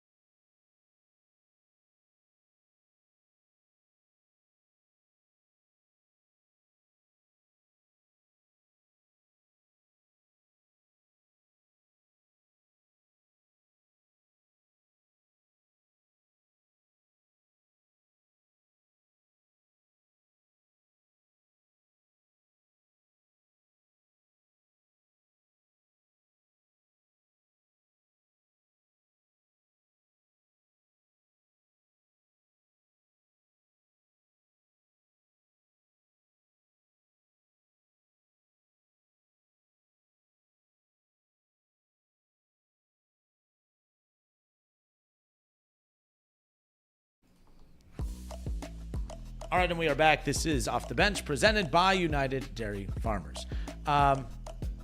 We're about to take a listen to Joe Burrow on First Take right now. And Elliot, you asked me just a second ago, like, you think it's alarming what Joe Burrow is doing. I think it's actually very cool what Joe Burrow is doing, because Joe Burrow is, he got his money already. He's been paid. So he could literally just sit back and say, well, everyone else go figure it out. He is at the forefront of going to bat for his guys, and I don't think he's doing this. I think the only reason he's doing this is because he doesn't have the confidence that his team is going to do it. If he felt that the Cincinnati Bengals were going to handle this correctly, I don't know if he is doing today what he has been doing. Jake, I'll let you kind of set this up, but he goes on First Take and is basically, I don't think he's talking to the First Take panel. I don't think he's talking to us. I think he is technically talking to his own team, front office, the Cincinnati Bengals. Absolutely. He's saying the same things in every single media interview, and it's that financially this is possible. They're willing to work together, and the Bengals need to get it done. And he joined First Take after joining Breakfast Ball this morning, after Trey was on McAfee. This goes back to what we talked about to start the show. Yep. These guys are using their media availability to push this narrative, and here's the clip right here of him setting it up. We got to keep Jamar Chase. We got to keep T. Higgins. We got to keep Trey Hendrickson. You got to keep a whole bunch. This is Cincinnati now. I mean, this is that ownership. You confident that they're gonna be willing to keep all of those guys? The cap is going up each year. We just got new TV deals, so the cap is going to continue to go up. TV money. Yep. And we all want to stay together, so we're all going to do what it takes to do that. And we have great players that have done great things and deserve to be paid. They're going to be paid what they're worth, whether we do it or somebody else. I hope we do it. I think we've had the discussions that the guys are going to get paid that need to get paid, and so it's a big offseason for the Bengals. I never thought of it like that. It's a big offseason for the Bengals, but no. Again, he's not saying anything that we haven't said, haven't thought, or haven't heard. But again, when it comes out of his mouth, the most powerful player in the organization, and probably the most powerful player that the Bengals have had in decades, I think. I don't think we're dissecting what he's saying. I think right now we're at the point of the psychological side to it. Why is he doing this? Sure. Why is he saying what he's saying? Because he's not saying anything that we haven't said. But when he says it, it's like, well, why does he feel the need to have to say that? That's why I find this alarming, I guess, at the end of the day. Speaking of not saying anything we haven't said, Joe Burrow followed up how crucial it was to extend all these guys by saying, we need our young guys to come on. We need to draft well. We need to get guys that come in and produce immediately. We don't have any more time to wait around. And that's exactly what we've all been saying. These decisions get made 10 times, 15 times easier if you can draft well. if you can get young guys in free agency that can come in and produce, these decisions get made basically for you. But the thought that the Bengals can't draft to fill some of their holes, the thought that the Bengals can't get value free agents to fill some of their holes, or why Bengals fans are so hesitant to give the big money to these 3 guys. But Joe Burrow obviously saying here, you don't just let big guys walk because you can't do something well. You got to just figure out how to draft well. Because if you can, then you re-sign these guys. That's where we see Philly at right now. They're in the Super Bowl 2 times in, 4 years? Because they're able to draft well. They have 8 starters on defense on rookie contracts. Then they have big money on star players. That's possible because of the draft. And it's great to see that Joe Burrow is hammering that home as well. Maybe this could push the Bengals to hire a scout. 1 scout would be nice. Yeah, I listen, and this goes back to what we said earlier. All the pressure is on the Bengals right now, because they are going to get roasted if they don't do this. Because as Joe keeps eloquently saying on all these shows, they have the ability to do it. And if you have the ability to do something, you have to do it, in my opinion. It's just it doesn't make sense to not bring back 2 superstars because you don't want to pay, you don't want to spend money. You want to spend money elsewhere when spending money elsewhere hasn't gotten you a whole lot either. I think this is a no-brainer. I think this is great what Joe Burrow is doing. He's smart. Everything he does is calculated. And him being as blunt as he is right now in all these shows, I think it's setting a pretty large message. And you talked about earlier, like winning now, like how important is winning right now in regards of building a future for your franchise. If you don't win now with Joe Burrow, you will not have a future, because Joe Burrow will not come back here if you're not going to do this. You get a couple more years out of Joe here. You get 3 more years out of Joe. If they don't win games, I promise you this: there is no amount of money that's going to keep Joe Burrow here. Casey, will tag you in on this too, because, again, different opinions on this, but is this just a TV hit? Just the quarterback of the Bengals just talking shop, or is there a method to his madness? Do you think it's alarming that it's not that he's going on these shows that it's alarming, but it's sounds like it's the reason he's going on these shows, it seems. He's not going up there to talk about, man, this is going to be a great Super Bowl matchup.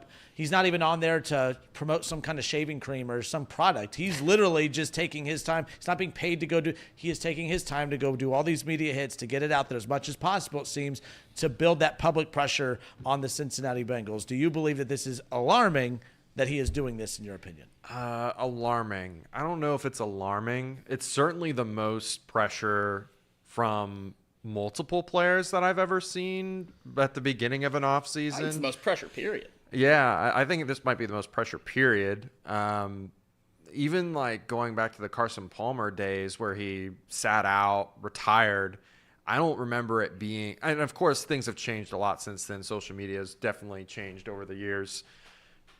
This is definitely the most pressure that our players have put on local media, national media, are presented to those medias on the front office to get something done. And all signs point towards that they're going to get it done. They've not said that they're not going to get it done.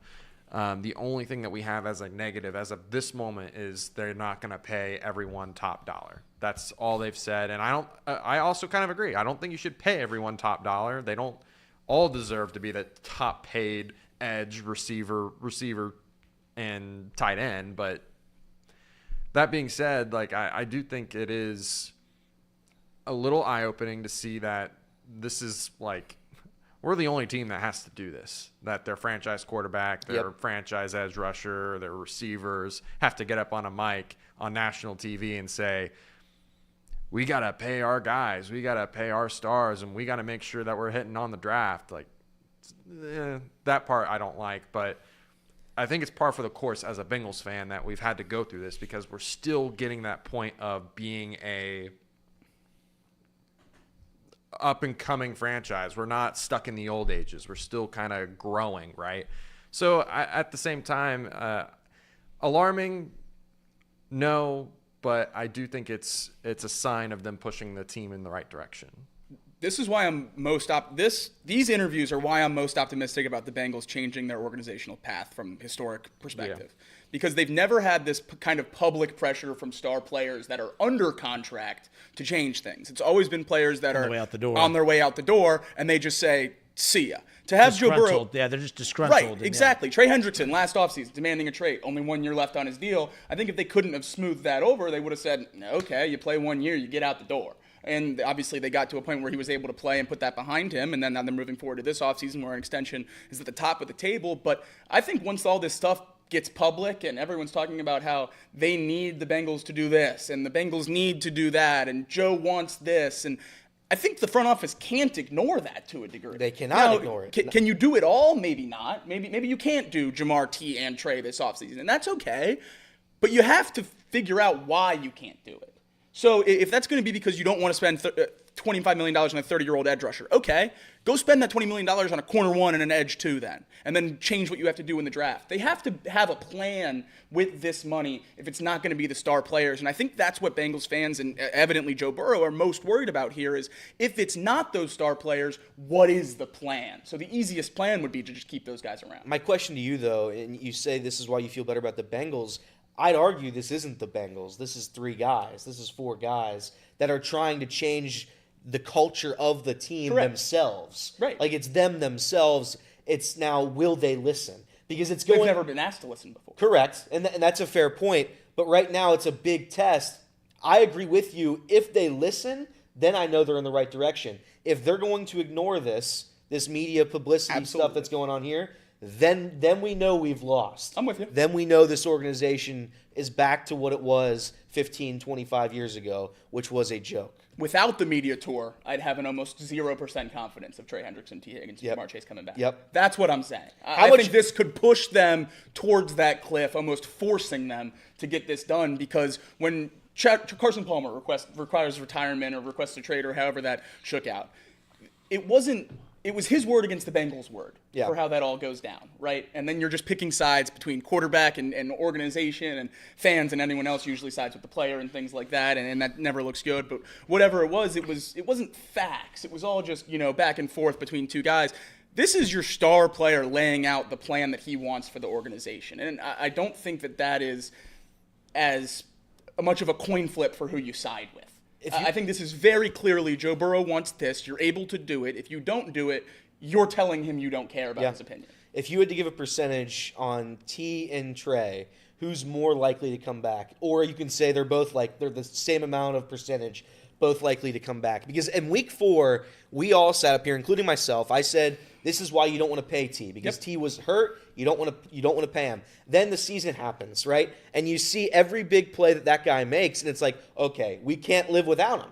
So now I sit here and I watch these media interviews, and I say he's the one that, in my opinion, has to come back. He has to. I know I love Trey. I think he's great, and I do think that percentage for him to come back too is relatively high. But I think there's like a 75% chance that T comes back. I would say it's about 50-50 whether Trey. I'm 60-40, 40-60.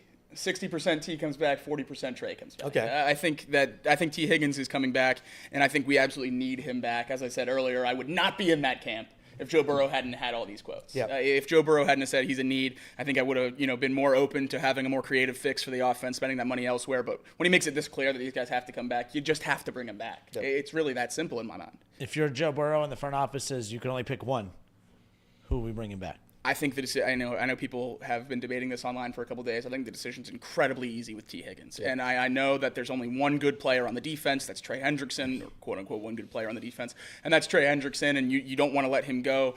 My thing is, if you're bringing in Al Golden, then you're going to have to revamp 8 of the 11 spots on defense anyway. Why not just start over? Yep. If you have to pick, why not just start over?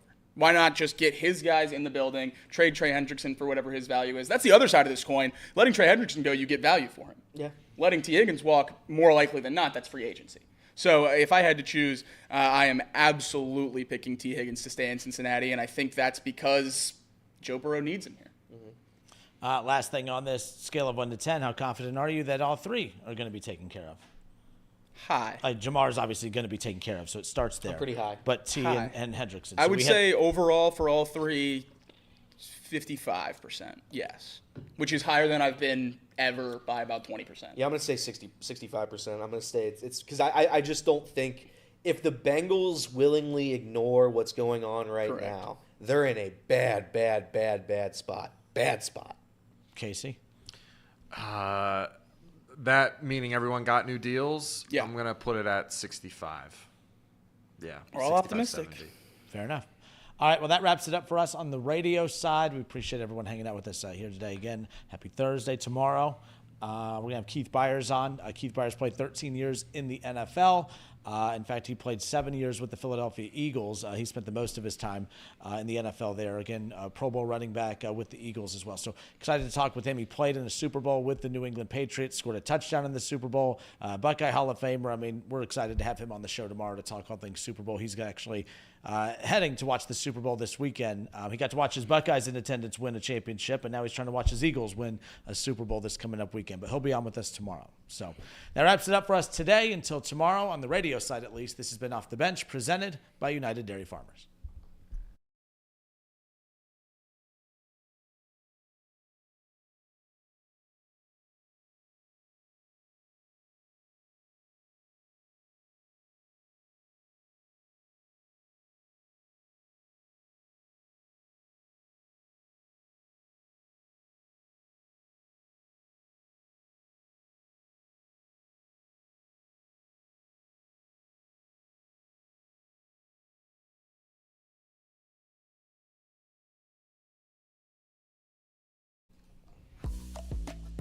All right, and we are back. I don't know why I'm saying it like that. We're not on radio. I don't even know why I have to do the radio voice for radio. I just, That's the thing about the radio voice is you don't have to do it. No. It's like news. We've talked about this before. I can't stand like why do news people have to talk like that? 3 city officials called in today to let us know that there will be no school tomorrow. We're still waiting for comment. So my biggest pet peeve in this entire world is the news people voice. Yeah. It's the most disgusting, egregious, disingenuous thing anybody can, because it's dumb. It's stupid. Talk like a person. Nobody wants to hear you read like that.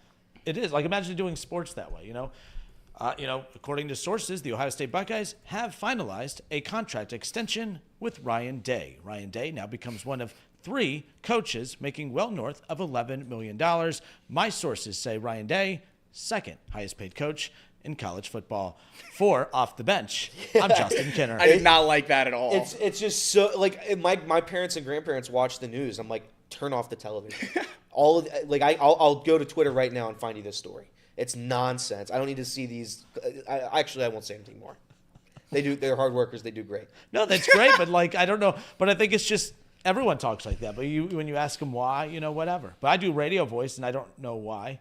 I'm going to try my best moving forward to eliminate radio voice. Radio voice, yeah. If everybody just talked like a person, the world would be a much better place. 100%. But all right. Well, the Ohio State Buckeyes take care of business. But no, Ryan Day now taken care of. Yeah. We knew a contract extension was coming, but Jacob's worst nightmare had come true. If you remember, hold on, kudos to me. Yeah, said this was going to happen. Yeah. If they won the championship, he'd get a 7-year extension. That's exactly what happened. So you talked it into existence. The worst thing that can happen for the Buckeyes is them to go to win a national championship and then get an extension for Ryan Day, and he'll be here for the foreseeable future. So I do take that back. It's not the worst thing. It was not the worst thing that could have happened. It was actually pretty fun and immensely enjoyable. But yeah, Ryan Day's locked in, $12.5 million until 2031 as the Buckeyes head coach. And it's objectively a good move. He's on a graphic with 3 black and white pictures for all-time winning percentage. He's a national champion head coach, and he's dominant on the recruiting path. I think it's no doubt about it. It's a good hire, and it's a lot of money, and I know that. But when you have a coach that can win a championship, those don't come around very often. In the new era, we're going to have to get used to maybe not beating Michigan, but if you can win championships, you can win championships. So that's where we're at. That's right. It's obviously a good move to bring him back, but not the only hire for Ohio State. Still an open defensive coordinator position, but offensive coordinator filled with wide receivers coach Brian Hartline. Yes. And the top wide receiver recruit in high school football, the number 1 recruit in 2026, Chris Henry Jr. Chris Henry, obviously former Bengals legend. His son, Chris Henry Jr., said that Brian Hartline being promoted to offensive coordinator was a huge thing for him to stay at Ohio State with his commitment. He's visited Oregon twice over the last couple of weeks. He spent some time at USC. He said, I love this move. Coach Hartline knows how to develop receivers better than anyone. And now with him as OC, I know he's going to put us receivers in the best position to dominate for sure. Not the only quote that Chris Henry Jr. had. He said, if anything, if my coach leaves, as far as Brian Hartline, I feel like that would open up a lot of room for schools like Oregon and other schools in my commitment. So I think this quote and conversation that they had with Chris Henry Jr. might have swayed this hire a little bit. And not just Chris Henry, but Jeremiah Smith, the stars on that roster, the players that are already committed to Ohio State. I think letting Brian Hartline leave or keeping him as the wide receivers coach and having him leave next year would have dismantled what Ohio State has built on the offensive side of the football. I think we would have had transfers across the board. Whether they should have or not, I don't know. I think Ryan Day's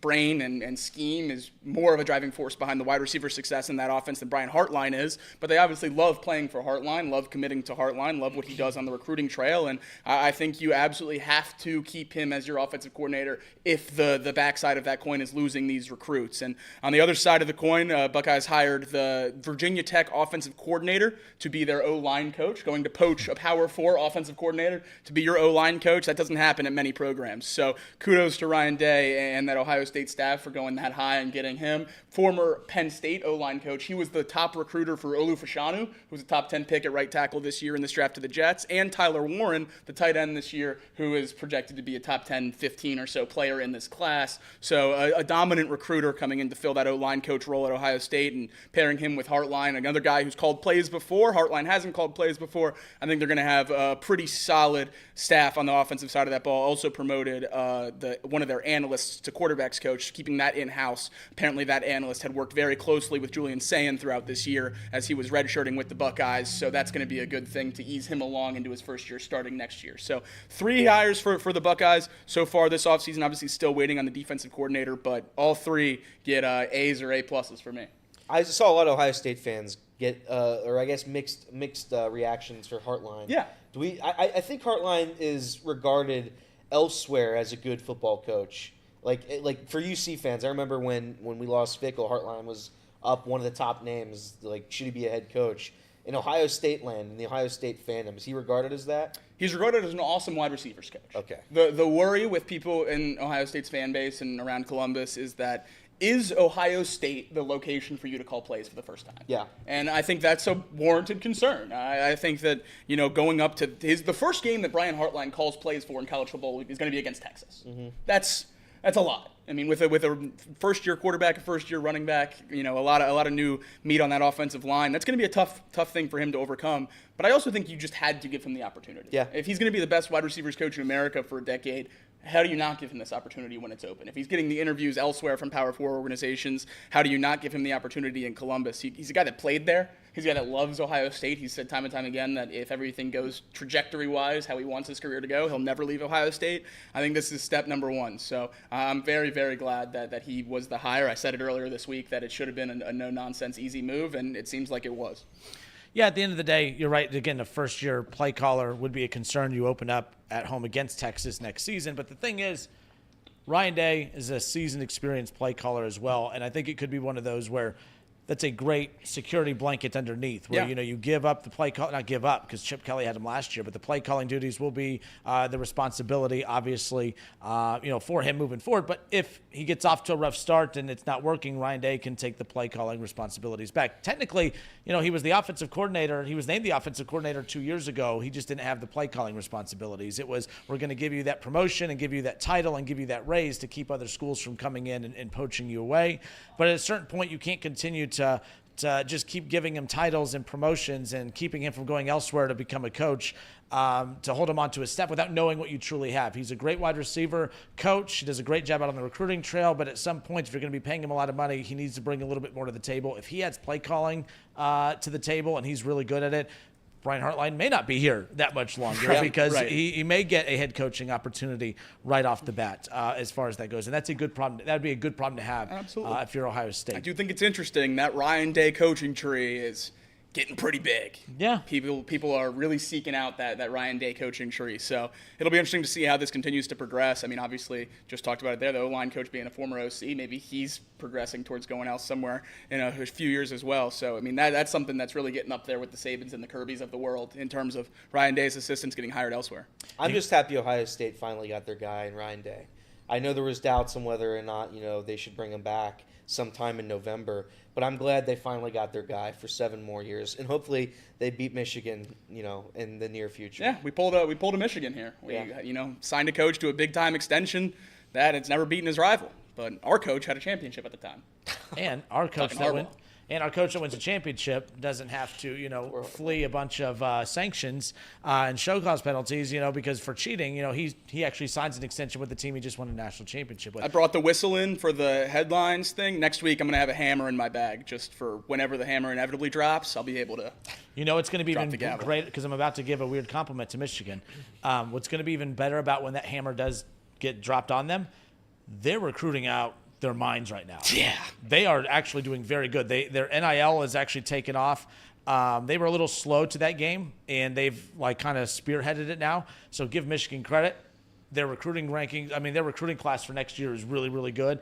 They're about to turn the corner just to run into a wall, and I cannot wait. Would you let Bryce Underwood play wide receiver at Ohio State? Obviously, he's not better than, Sayin or Taven St. Clair, but if you wanted to switch positions, transfer from Michigan. Whatever you want. I think I'd be open to it. Whatever you want. All right, that wraps it up today, guys. Thank you for hanging out with us. We'll do it again tomorrow. Until tomorrow, this has been Off the Bench, presented by United